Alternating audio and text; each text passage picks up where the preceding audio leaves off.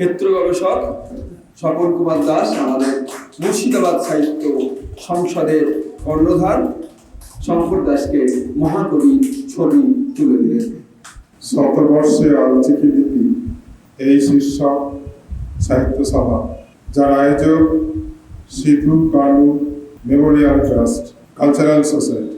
আমাদের স্বাধীনতা সংগ্রামে যে দুজন ব্যক্তিত্ব সিধু এবং কানু, সাঁওতাল বিদ্রোহের যে আগুন, সে সময়ে বিদ্রোহের আগুন ছড়িয়ে দিয়েছিল, শুধুমাত্র সাঁওতালদের মধ্যেই সেটা সীমাবদ্ধ না থেকে আমাদের দেশের স্বাধীনতা আন্দোলনের এবং ব্রিটিশ বিরোধী আন্দোলনের তাকে একটি গুরুত্বপূর্ণ আন্দোলন হিসাবে দেখা হয়।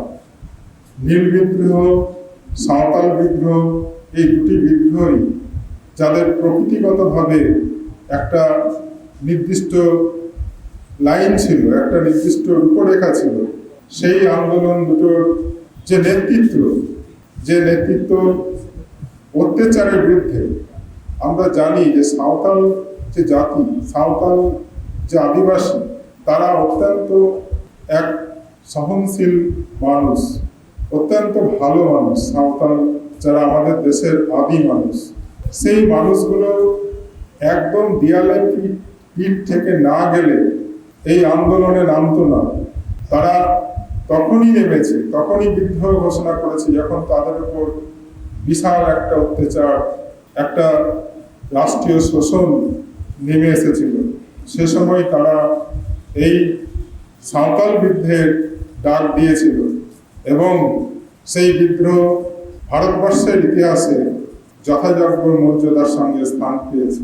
এই বিদ্রোহের দুই নেতা সিধু এবং কানু, তাদের স্মরণে আজকে এই যে সাহিত্য সভা, সেই সাহিত্য সভার সাহিত্য সংগঠনটি চালিয়ে আজকে এখানে আমাদেরকে উপস্থিত করেছে। সেই জন্য অবশ্যই আয়োজক গোষ্ঠীকে ধন্যবাদ জানাই।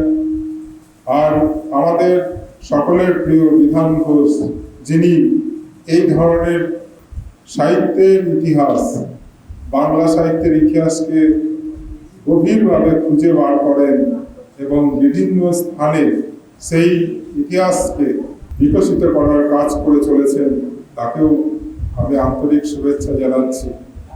যাই হোক, আমি আজকে এই ছোট্ট সাহিত্য সভায় যারা উপস্থিত হয়েছেন, প্রত্যেক কবি এবং লেখক, যাই হোক, আজকে খুব ভালো অনুষ্ঠান হয়েছে।